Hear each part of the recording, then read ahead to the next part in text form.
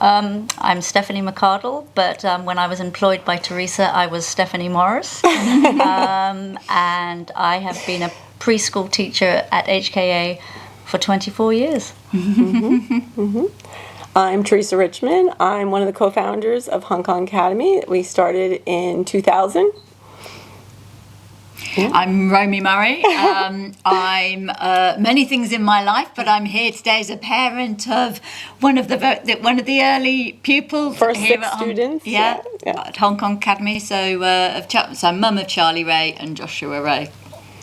Hi, I'm Lillian Roundtree. I am one of the first parents in the early days. My children, Jane and Cooper Lippincott, were in the early years program, and I guess I was involved in organizing the parent volunteer group. So, We'll come to talk about you, and worked in various schools in Hong Kong. And as a school psychologist, one of the things that I was constantly helping parents with was finding appropriate schooling for them. Realized we were going to be here long term, and that to send my child to an American curriculum or French curriculum or British curriculum did not make sense because they were probably never living in any of those countries. So looking for something that was truly international. And that I loved Hong Kong at that point. I had been here for 8 years and it was really home and just loved everything about it. And so in 2000, I had known Ben Frankel because our children were in the ESF kindergarten together, and we were coming up on, our kids are now going into U.S. kindergarten, what are we going to do? And though I had advised him many years before that there was not possible to start a school in 7 months, that is what we did. And so we found Stubbs Road, and in June, so though we decided to start the school in February, we were writing curriculum and vision working, and we didn't sign a lease until like June 1st on Stubbs Road, and then we opened on September 7th with 3 students, and then a few weeks later 4, 5, and 6 students, and then in January we had 25 students, and we hired 2 teachers from New Zealand, Paulette, who was wonderful teacher. And we split into 2 kindergarten classes and a K-4 class. So I was teaching while trying to recruit students for the school. And then the following year, we opened with over 100 students. I think we were close to like 130 or something, between 130 and 150. And we went down to K3 and all the way up to year 4. And so by the time we started the school on day 1, we basically, vision-wise and mission-wise, we knew exactly what we wanted. And so all the things we've been talking about all day today are happening here. And the kids, the 5th graders, were asking, did this happen? Pretty much all of it was happening. Assemblies and classroom buddies and Winter International Food Festival and Lunar New Year and working with local schools. Yeah, so that was the story. I guess I was very fortunate when I moved to Hong Kong, and I moved first with my daughter Charlie. My son was born here a few years later. Didn't know many people. My husband came a little bit after that. Teresa was one of the first people I met, and like from the outset, she was always talking about her passion for education, her theory about particularly those early years. And so when she said she was going to set up a school, it was like, wow, this is just amazing. Little, I think, did we have any idea. I mean, I'm not an educator, I've never been in it, but just quite what it would mean. So for us, my kids, all of the steps up to Stubbs Row, and my husband remembers us pulling bamboo out of classrooms at those very early days when we were getting things ready, sort of putting stars on the ceiling because the paint was all peeling off and stuff. So it became it was being able to be part of a community. I mean, I think we felt that we were helping create something, and that was the most precious thing we could give our kids was an amazing education with amazing people in a classroom. So it was special. So I have 2 children, and the first was at one of the larger schools here then on Hong Kong Island. And my son needed a different type environment. He needed a smaller setting. And And so I guess I was looking at environment for him, and got to met Teresa, met Ben, and started to really learn about the IB program. And our family had already chosen Mandarin as a second language, and I was finding that it was really hard in Hong Kong to have an authentic Chinese language experience. So that was really appealing to me, along with the IB program, and then meeting some of the teaching staff. And I think also just the idea that so often I'll speak as an American, Americans move overseas, they try and create little America in wherever they are. And we really wanted to have a much more authentic experience. And so I feel like that was a big part of the ethos of Hong Kong Academy, was that this was really going to be an international community, not having a dominant culture, and honoring the cultures of the families that came. And I think that really definitely played out in my kids' experience. And they were only here for, I guess, 2 years each, but they continued through. Both of them earned the IB diploma, and Hong Kong Academy was definitely the start of that. Yeah, definitely. I always, when we were designing websites and writing the history before I moved back, I always I'm so uncomfortable with being called a founder, because it really was a community project. The teachers that came first were risk takers, and the parents certainly were. I mean, this was a 100-year-old building that was empty for 20 years. So you can imagine. I will eventually show you pictures. There were plants growing in all of the classrooms and on the rooftops, and we were really gutting something that was very old, but it was also a beautiful thing, because that was Hong Kong, and this was just a great old building. And also I think we were talking the other night, we were talking about the teaching staff that was drawn to this. And you think about, we joke, Teresa's joked for many years about us being pioneers. My son Cooper's teacher, which is just so lovely. But the idea of a teacher coming here as as your vocation, as your profession, coming to a startup school, how brave you have to be, and then to really buy into the vision of this school. And I think, what a testament that you're here all these years later. But I remember interviewing for the job, but I really wanted to work at Hong Kong Academy because of the inclusion that Teresa talked about. And there were no schools in Hong Kong that had inclusion, and it was, that was what I wanted to be a part of. And I eventually had children, and I didn't want them to be anywhere else, in any other school, because I really believed in even though we didn't have a mission back then, that was really our mission and philosophy of being inclusive. You two that were risk takers I think so many of the families that came in Stubbs Road in the early days were huge risk takers, because, there's a lot of schools in Hong Kong. Very impressive campuses. One of the fifth graders asked, how do we get students in? And one of them came up to me afterwards and asked it, and I was explaining, I was not the person who liked to be out there and draw attention to myself and just like to work behind lines. But I literally there used to be these Christmas fairs that they used to have at the hotels.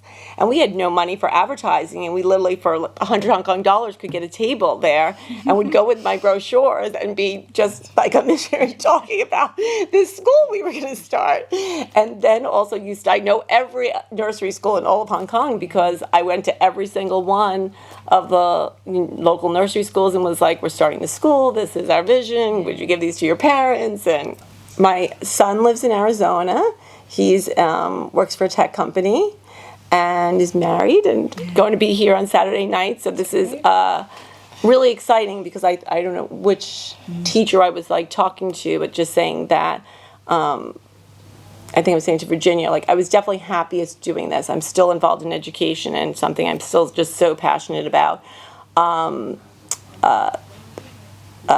That they had to make a lot of sacrifices, because I was playing many different roles as well as their parent. But they know that this made me so happy. So it's going to be exciting for them to come and see this.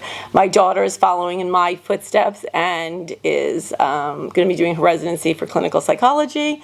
And so, so we constantly talk about meeting the needs of students and making them now even more so than ever emotionally healthy. Followed her passion in art. I've got a picture still of her at one of her first exhibitions of art here at Hong Kong Academy. And so she's in brand design in a female-led, female-founded firm, and absolutely loves it, working with international clients all over the world.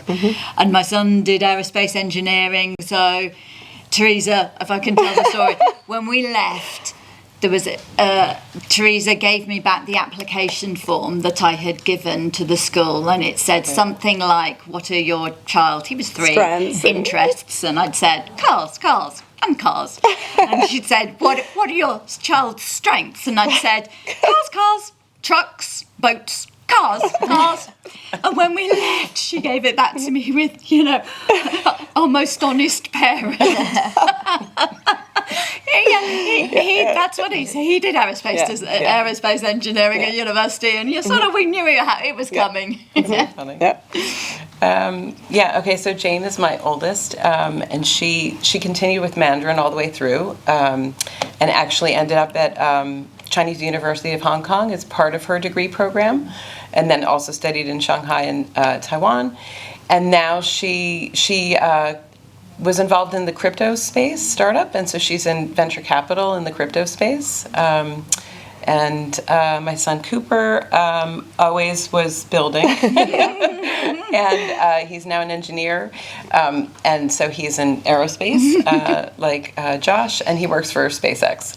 My girls went through here, and they are both at university. One is in the Netherlands, studying international law, and the other one is in Southampton studying archaeology.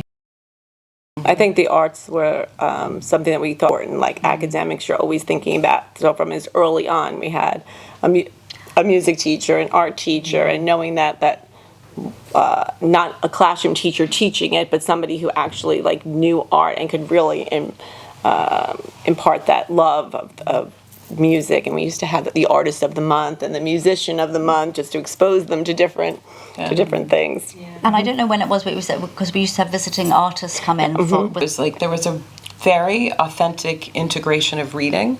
Yeah. And so I think my kids grew up just as readers. And so if there's ever a question of anything in the world, they would just go find a book and read and become knowledgeable. Yeah. So somehow that I believe that started at Hong Kong Academy for sure. I mean, the library was there from pretty much day one, and I think I might and be wrong. Classroom libraries. And classroom, Huge classroom libraries. But I think we were probably one of the first schools in Hong Kong that had a teacher librarian. So it was that curiosity, that and knowledge that they could go and find something out, but also that critical thinking. I'm so proud of that school. I'm so proud of what they're doing. Technology was just a very new thing in education. It's 2001, and we're bringing in Apple computers, the colorful desktop and laptops. It was we had the clamshell. The clamshells, and we brought in who I'm still in touch with, and often shoot them questions about checking with them to I said, let's do a lesson on teaching them about how to find what's true and what's not. So Anne had made up questionnaires, and she found fake websites, and one of them was like Dog Island and an octopus that lives in a pine tree, and how Velcro was invented, and it's actually grows on in different plants. And we gave these super bright group of second graders sheets with questions, and they just open their computers and they are just blindly answering the questions from the website. And it was we're waiting to say, who is the first that's going to be the first that's going to say there's no octopus that lives in a tree.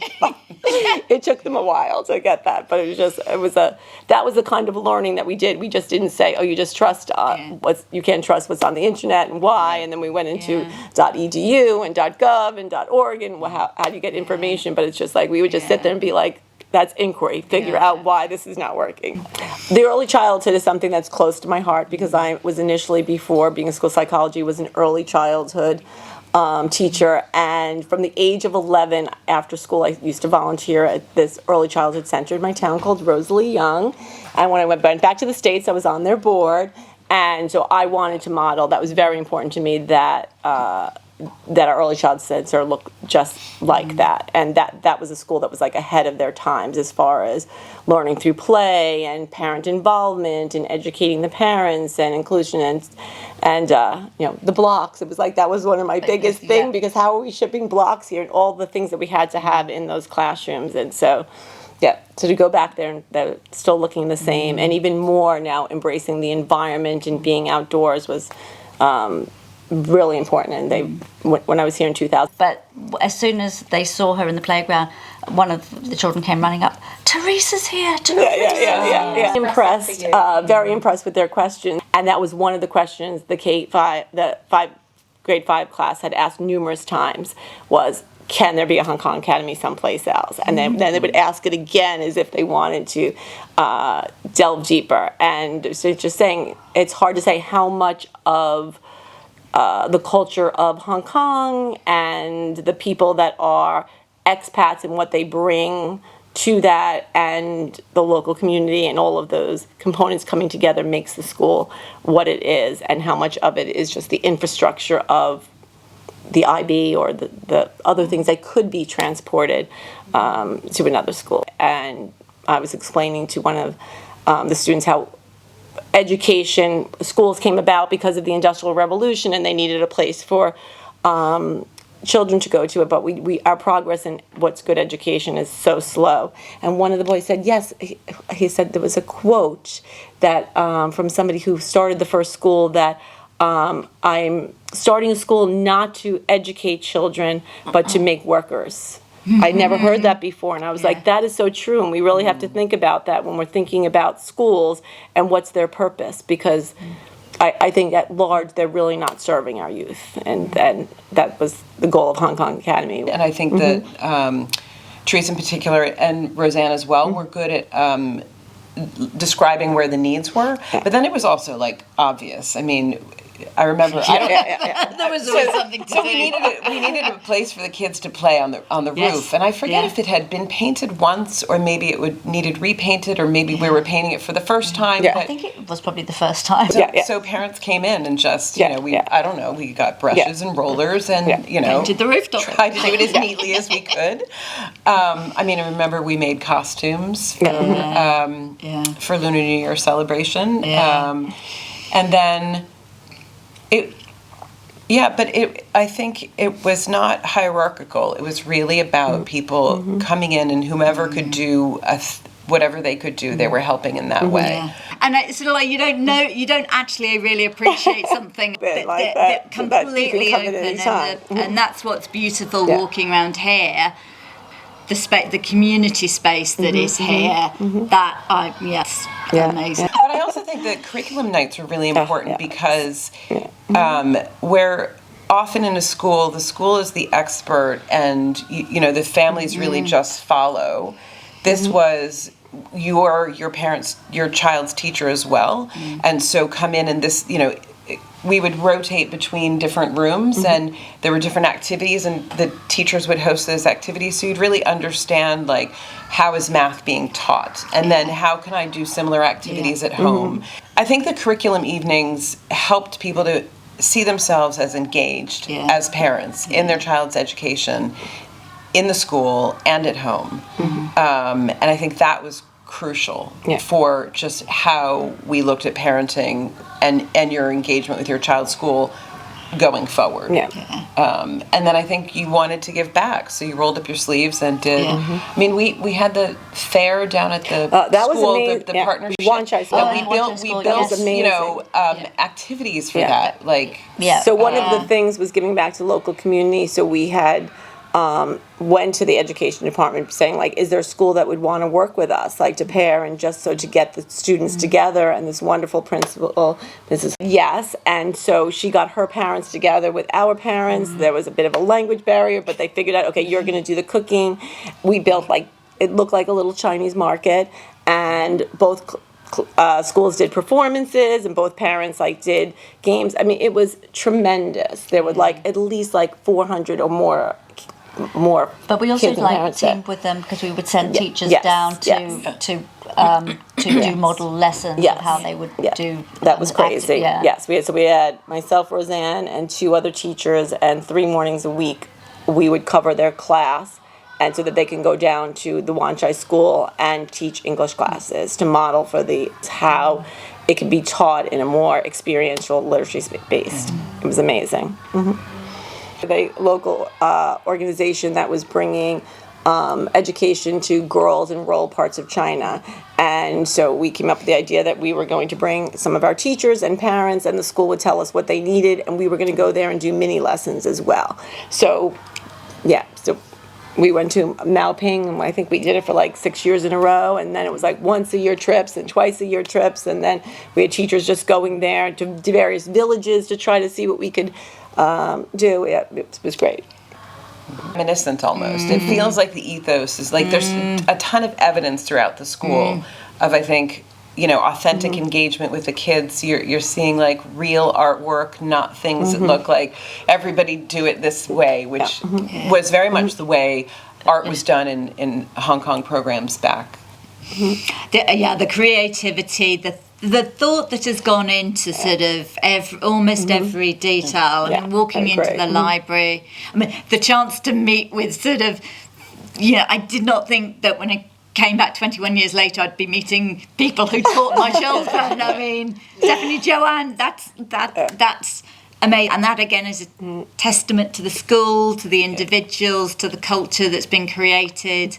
Yeah. I mean, I do feel that we have kept the values that Teresa told me about in my interview. Like I believe that we have. Yeah. And, we've grown from a primary school to a secondary school, which is huge. And I think that for me, it's been an absolute privilege for me to have my children go all the way through the school. That's just, I'm so thankful to Teresa and Ben for taking a risk. The mud pit. My son would have loved it. I mean, everybody has a sand pit, but having a mud pit and the vegetables, the tomatoes growing there, that's my 3-year-old, my son, he would have been in heaven.